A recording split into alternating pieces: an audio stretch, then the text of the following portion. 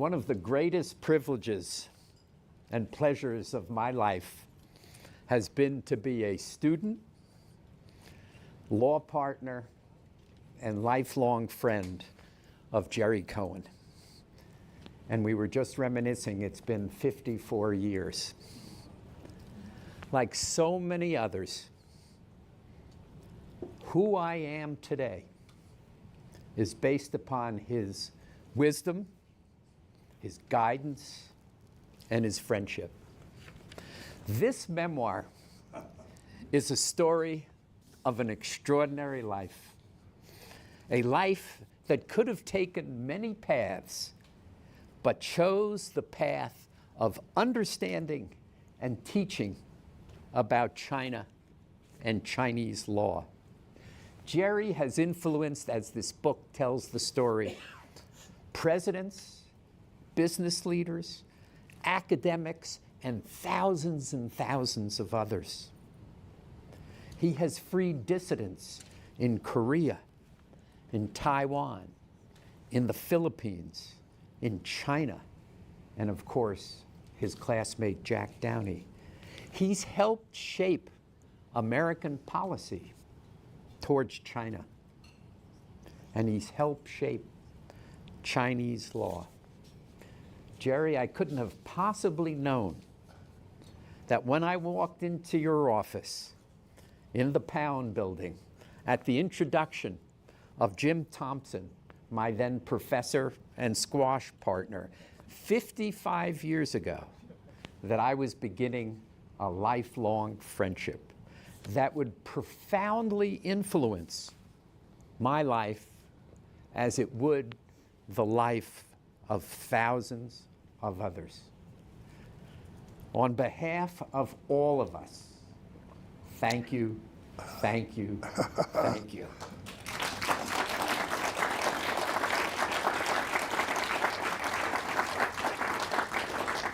Starting around 15, 20 years ago, I think, Jerry, I began to urge you, even though you tried that, as you tell in the book, very early in life, I begin to urge you to write your memoirs. The experiences that Jerry has had tell the story of an extraordinary life alongside the developments in China over the last 65 years. The book is a must-read, and I should add, it is a wonderful read. The pleasure that I had, and I had to read it on my computer, we didn't have hard copies then, was truly a pleasure.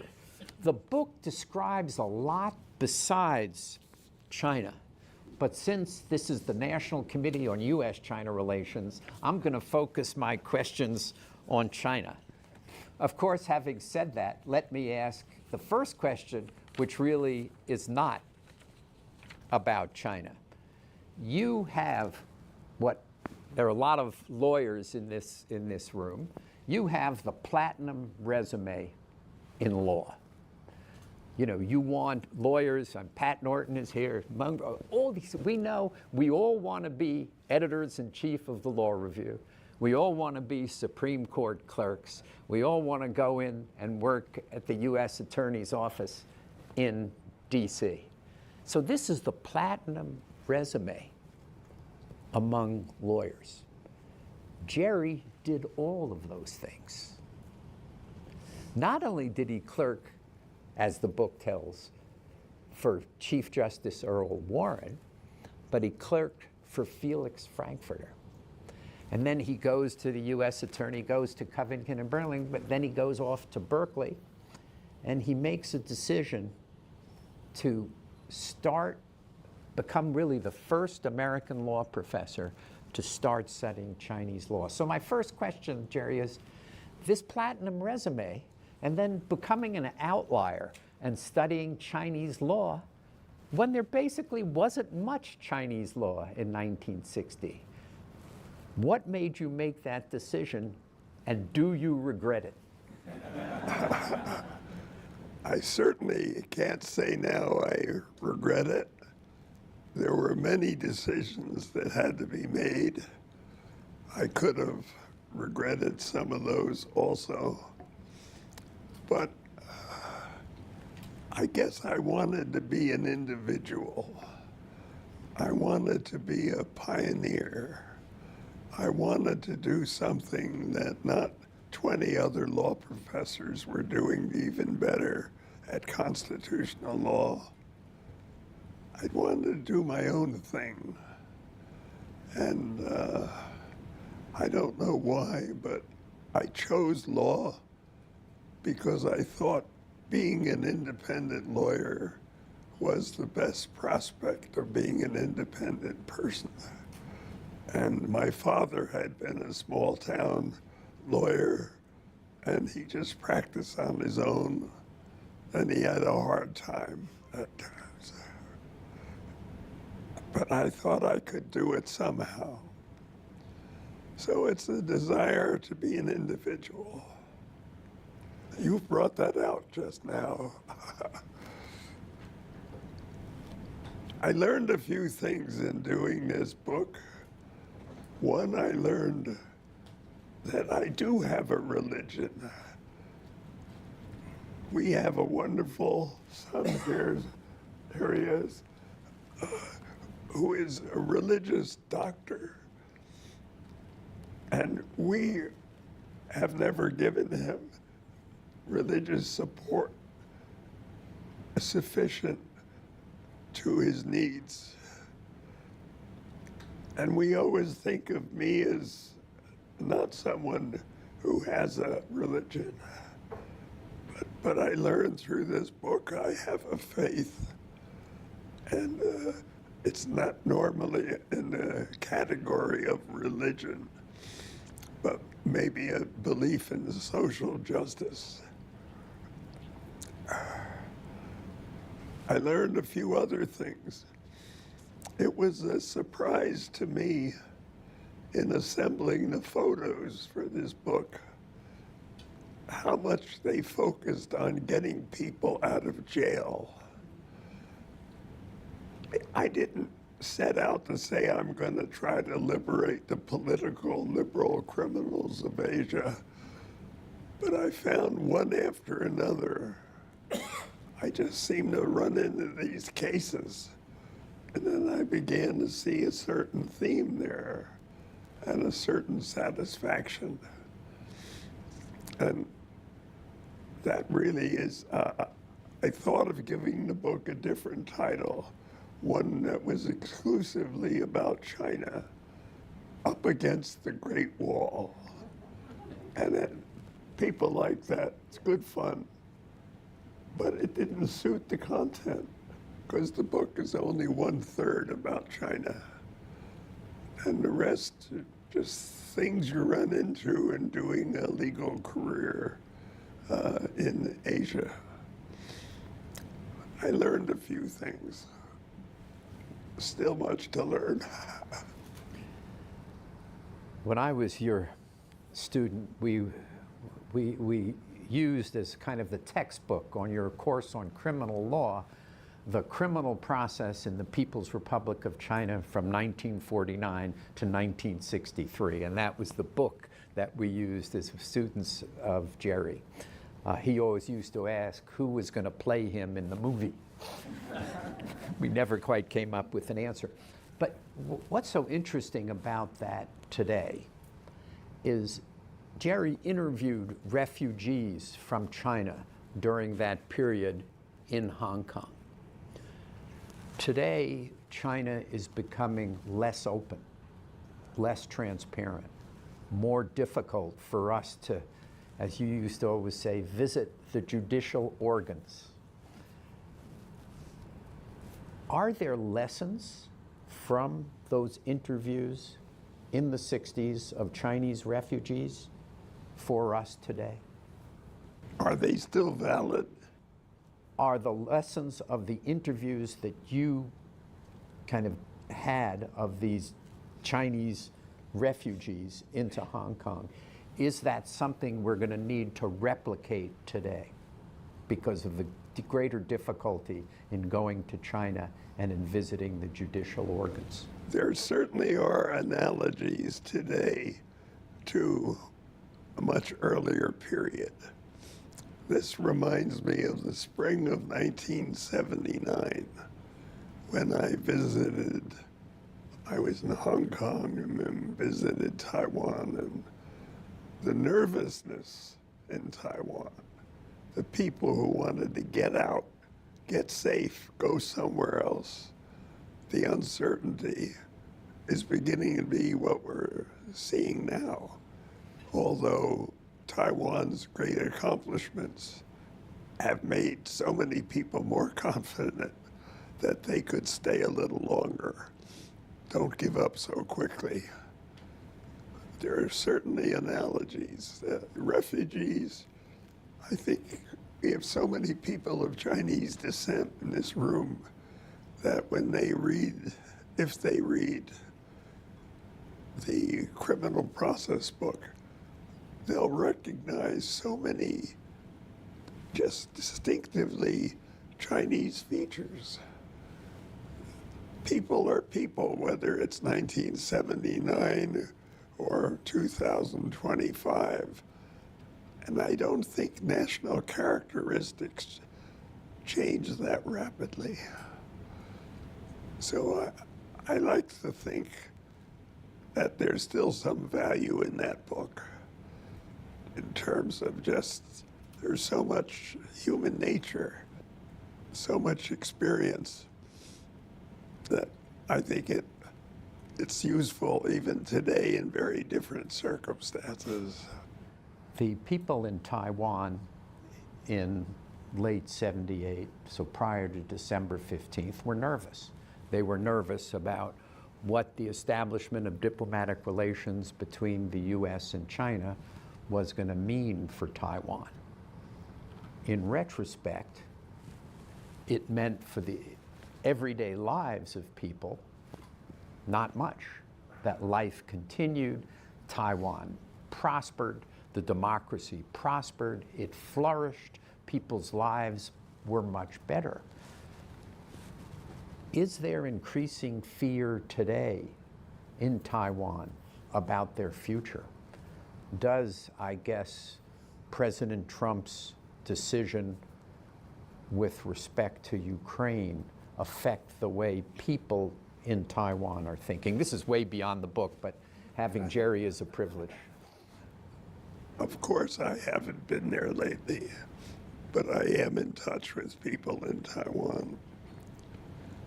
My impression is that they are understandably confused. They don't know what to expect.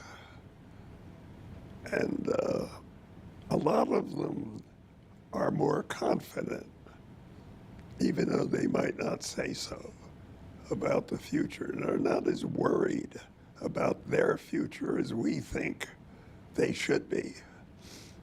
And whether they're right or wrong, I don't know.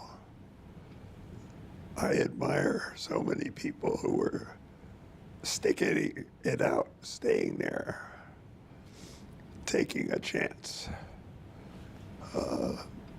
I try to help people who don't feel so confident, but there aren't that many at this point.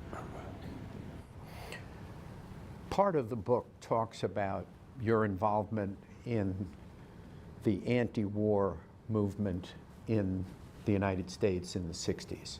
So how you believe the US government kind of got it wrong with respect to Vietnam and our policies, and some were your friends, and you worked both in opposition to the war and in favor of establishing diplomatic relations with China. Do you think that may be the case today with respect to China? That the US government has got it wrong? Well, I do think the US government is being carried along by this popular anti-China attitude that seems to be sweeping the country. Hostility toward China seems to be one of the few themes on which Republicans and Democrats are increasingly united. And I think it's terribly unfortunate. And I think the PRC should be doing much more to try to improve the situation, but we can't rely on China to do it alone. That's why I am here for the National Committee today. The kind of work this organization is doing has to be multiplied many times now, rather than let this tide of anti-PRC attitudes continue to blight our policy. So I do think we're wrong. It's not that only we are wrong, and I hope that both sides, or all sides, can do much more than they've been doing. It's not clear that there's a realization for a need of this. It's not clear the American people realize that they're getting a one-sided view of things. And it's certainly not clear that the Chinese are aware of how unfriendly a lot of their actions are. There seems to be an increasing opinion on both sides of the ocean that Xi Jinping is a very difficult character. I have been recommending to people for a long time that they all see a movie called The Death of Stalin. It's supposed to be a comedy, but the joke is on the people who are governed under that system. And I think unless we have a shift in leadership in China and a shift in leadership in America, which may be somewhat easier to bring about, we're in for a dangerous period. The book describes your setting up of the offices of the late, great Couder brothers in 1979, and subsequent to that in Beijing, and the subsequent to that, the offices of Paul Weiss. December 31 of last year, Paul Weiss closed its office in Beijing, along with many other firms. What does that tell you, and how does that make you feel, given you were the pioneer who set that up? Well, it tells you law firms look at the books, and are they losing money? If they are, they're not going to stick with what they're doing. And it's no longer likely that foreign law firms will make as much money as they used to in China. And that's natural, and it's good. Chinese have developed some very able lawyers. And of course, they have the benefit of guanxi, of the system knowing how to take part. So I personally didn't feel anything when I heard Paul Weiss was closing its office. What the newspaper columns didn't tell you was in that very same period, a month or two in the last few months, they were taking on very important lawyers with big practices, not in China, but elsewhere in the world. They were taking on people who really behave like investment bankers, people who are connected to the enormous changes going on in the world at the moment. And the expense the firm has taken on is much greater than one might have thought. So it didn't give a complete picture, but I frankly, I have no connection to Paul Weiss, as you know. The people I brought into the firm as partners, Yvonne Shader and others, they're all gone from Paul Weiss now.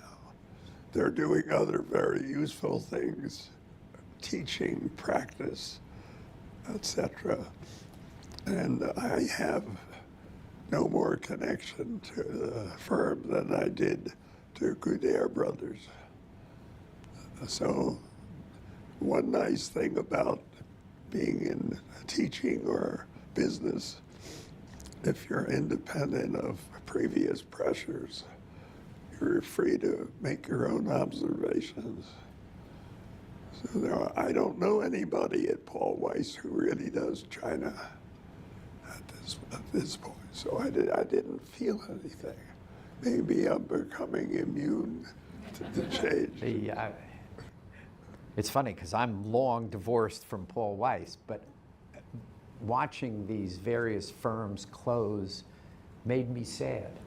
Well, it's your business. There was an element, that having the law firms there, was a glue that held China and the United States together.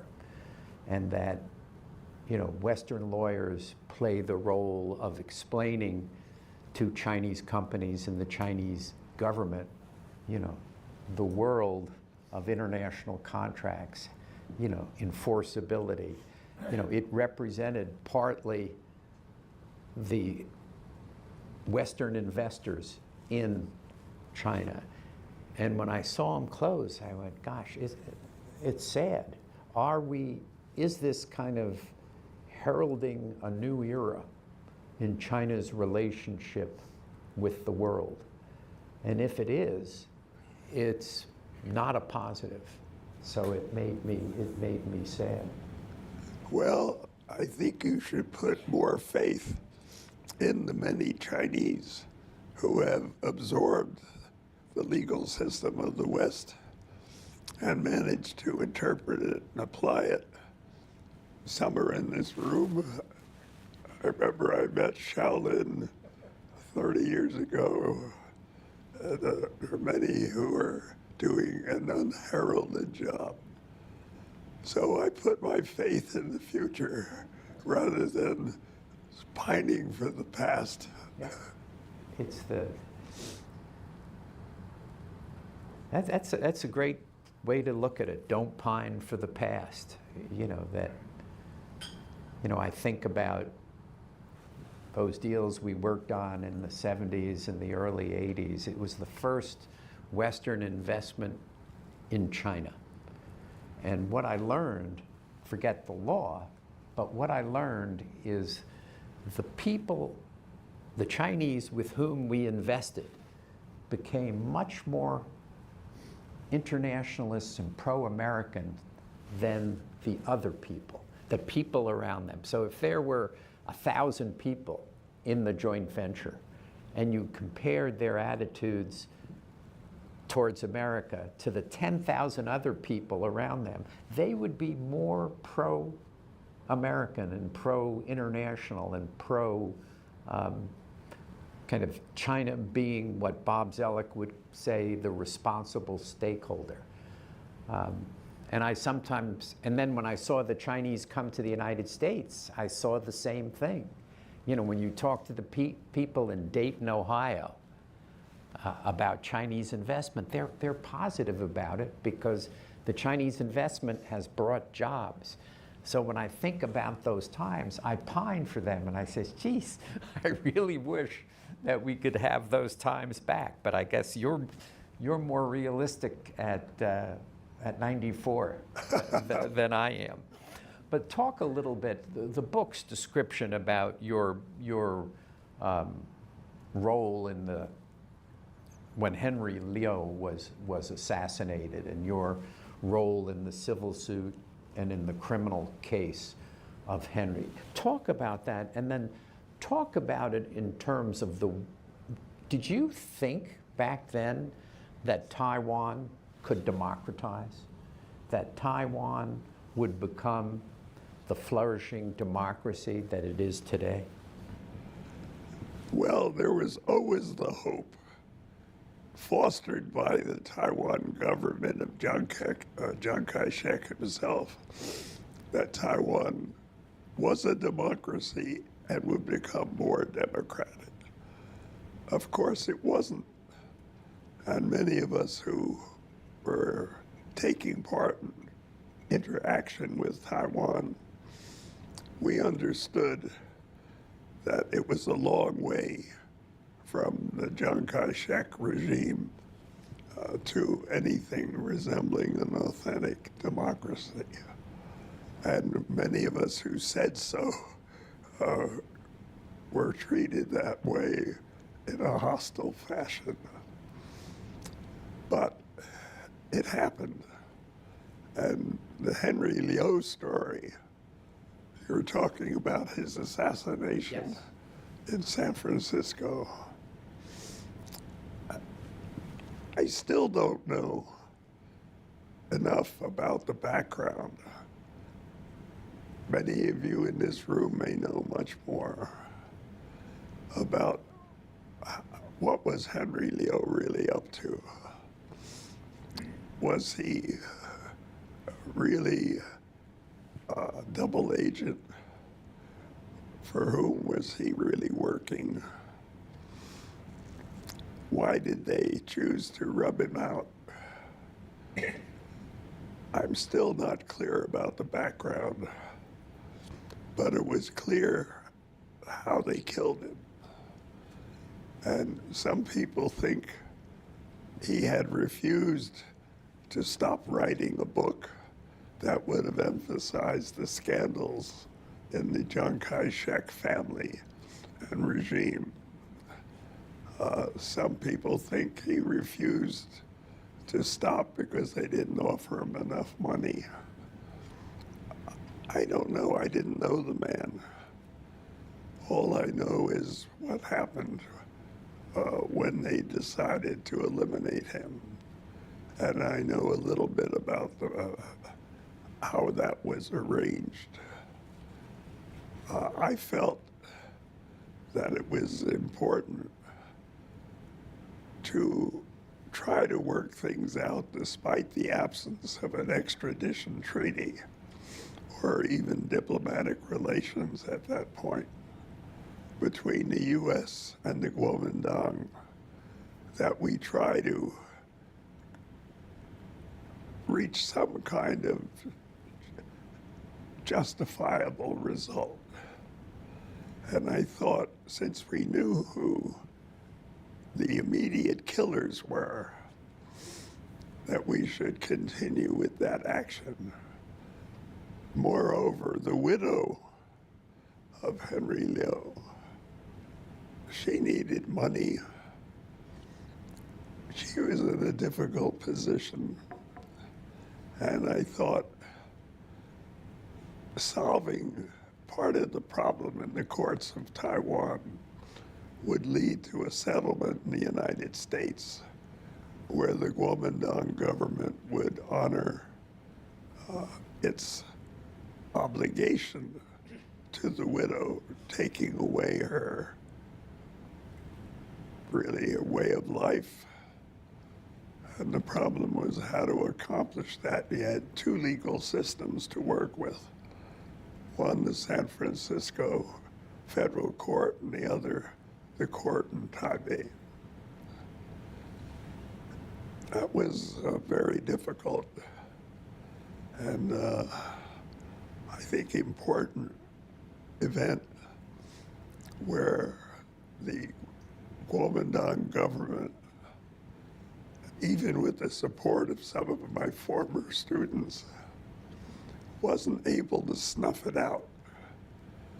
They had to succumb to the pressure of the United States, the need for continuing American help, even though we no longer had diplomatic relations. And the communication systems behind the scenes must have been fascinating. I was only dealing with the surface. It reminded me of Watergate. I never thought before I'd have the opportunity to cross-examine those people who had taken part in the assassination. But there I was in court, and they were giving me answers like it was Watergate. They didn't remember, etc. But the system finally did have to reach some kind of formal, correct conclusion, although it led to the release of some of the worst offenders after a while. That case is worthy of further work because it was a turning point in Taiwan's relation to law and to the world. I was lucky enough to be thrust into the middle of it, not knowing as much as I should have known. What got me there was I needed help. I needed somebody to go into court and represent the widow, Miss Tsai. I was not a Taiwan admitted lawyer, but I had plenty of ex-students who were. And the difficulty of getting any of them to volunteer to help me was a surprise to me. And the courage of those who did, and the result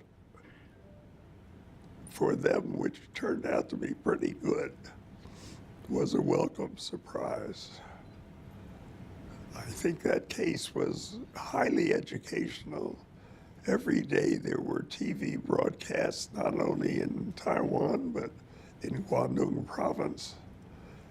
After each session, it awakened people to how complex the interactions between the Kuomintang and the United States and the authorities in both countries were. That's worthy of further work. Yeah. Any analogy to China today? In other words, if you say, I expect, 15 years ago, you could say, I expect intra-party democracy, and people would say, maybe. Now they say, you're crazy. It's not going to happen not going to happen in my lifetime. What's not going to happen? Any form of democracy in mainland China. Oh, in mainland So the question, so in Taiwan, when I was a student there, when you were doing, they would, when I got Time magazine, they would cut out pictures of China and delete them, so I couldn't read in Time magazine about mainland China. And the idea, and obviously they had, they imprisoned Annette Lu, you write about that in the book and how, ultimately you got her out. But the idea at that point in time that Taiwan would democratize was viewed as foolish. So jump ahead 50 years. The idea that China will democratize, that intra-party democracy, so 100 million people get a vote, is viewed as foolish. Do you agree it's foolish? Or in the next 20, 30 years, we'll see that? I think there's going to be a reaction against Xi Jinping and the current repression. I think that could take many forms. Competition among military armed groups, or competition among people who really want to make the system work. There's a role for lawyers. There are still enough lawyers around China who could be very, very helpful, and some, of course, can go back and play a role. It wouldn't be the first time in Chinese history in the last century, certainly, that Chinese lawyers, having spent time abroad, then return home and try to make an improved system.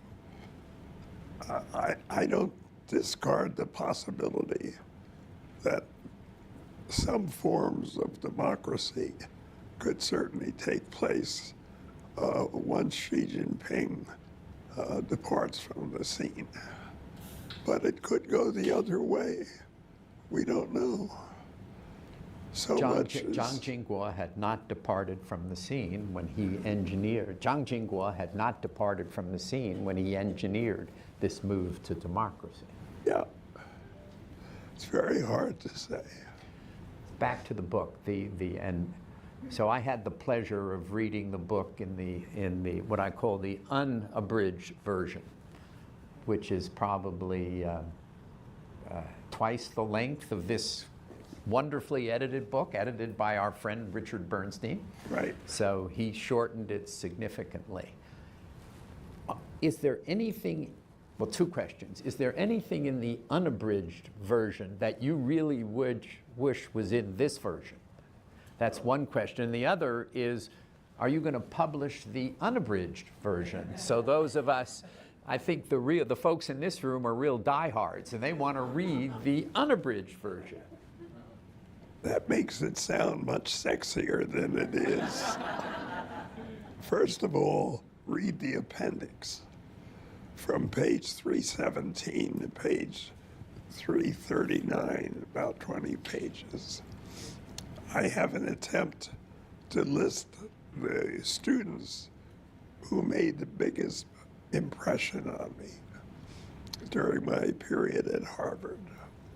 Some of whom are in this room, and if I forgot you, please forgive me. I start with the apology. Can't remember everybody, although I tried to remember those I felt had some significance. That's what was the principal amount cut out, 20 solid pages. And it was rather,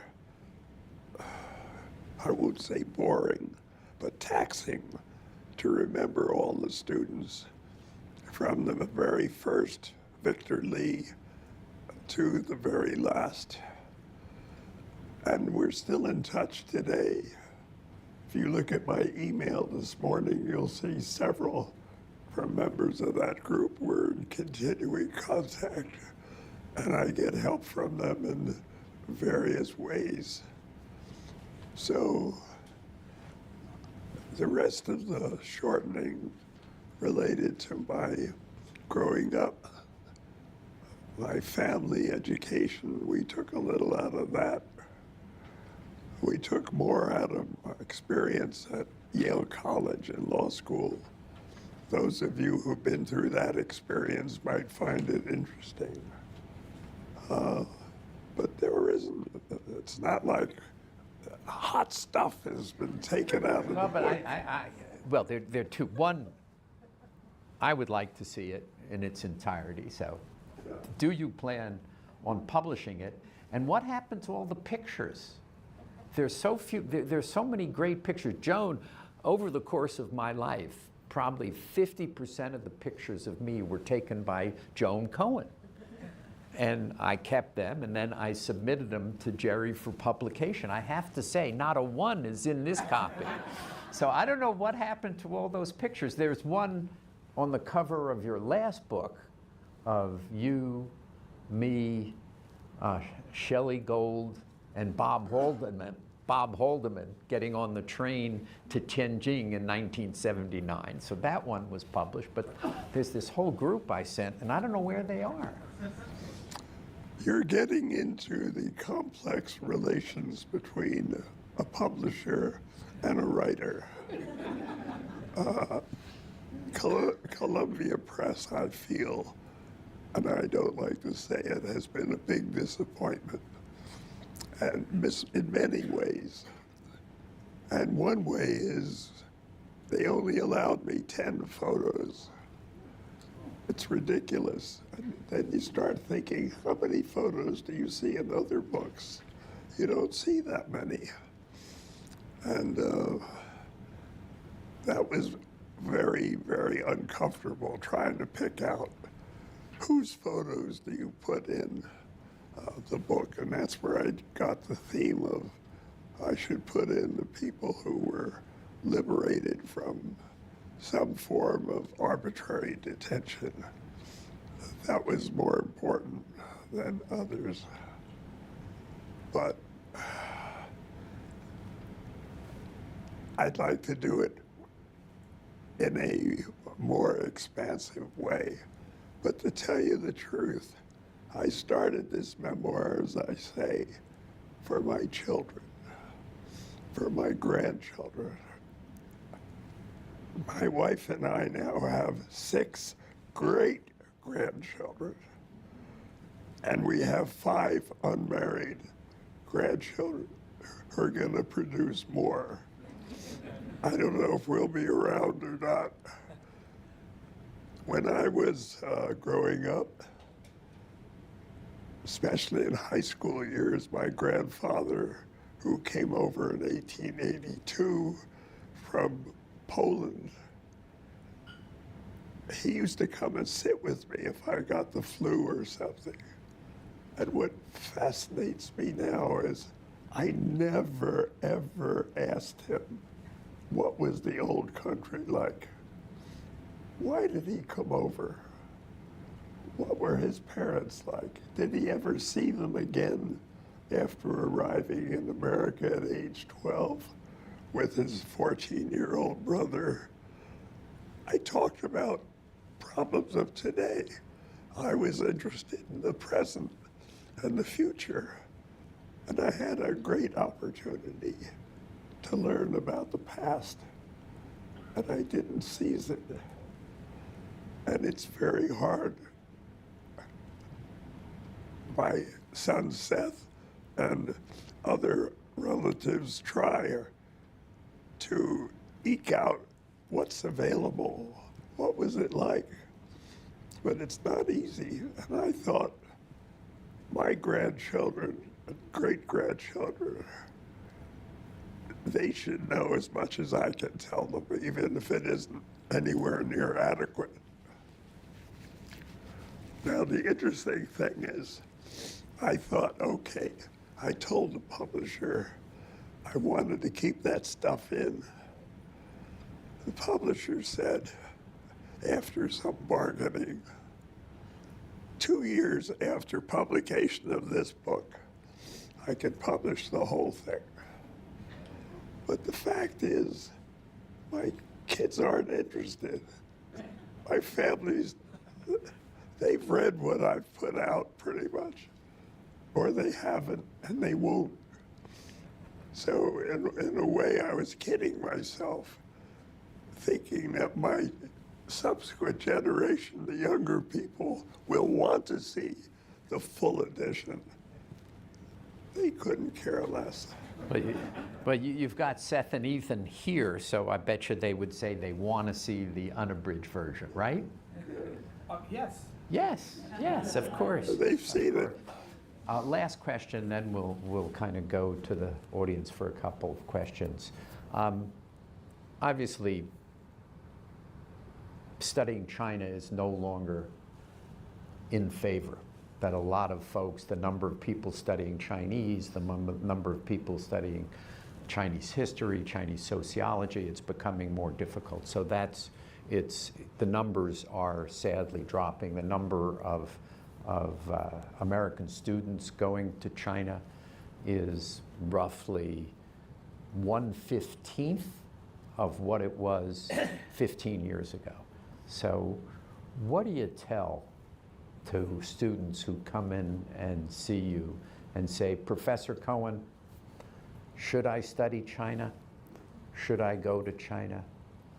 Should I choose a career where I'm a clerk at the Supreme Court and take the more traditional path? I think we need to continue to study China much more than we have. I think we need much more interaction. But making a choice to do that doesn't mean you're giving up your life and becoming a monk, or you're isolating yourself from the rest of life. You've got to train so that you could cope with the kind of world we're confronting. And that involves ability to deal with China, but it involves the ability to deal with lots of other things too. I wouldn't discourage anyone from studying China because it might limit their career now. And you should do what you want. We could all have multiple careers. I think it's best to follow what you're really interested in and what you feel you can make a contribution to. And so I'm an enthusiast. I continue to encourage people to get back in the game, not drop out if they're interested. But there's so many other good things to do, many of which are related to China in some way, that it's not like you're isolating yourself from a good career. So I'd say I'm all for encouraging people to counter this wave you talk about with there are only 350 Americans studying in China today, something like that. I'm an enthusiast even now. Fortunately, they're slightly more than 350, but it's only 1,000. Jerry, thank you so much for what you've done for everybody. Thank you so much for writing this wonderful book. Well, it's really... Thank you for plugging it. And by the I should...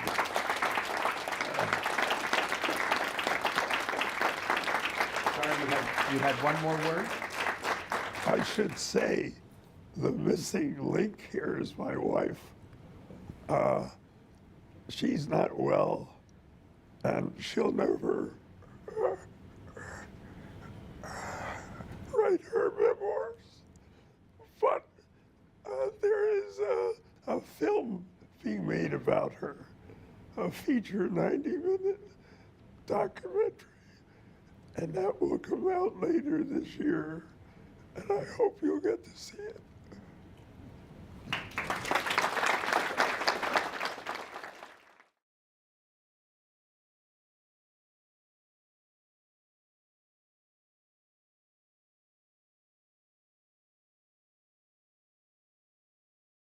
The two countries really need to learn the lessons from the pandemic. Like we talked about the importance of the communication and the narratives matter. You cannot just speak anything, blame the other side. We have a lot of this kind of exchange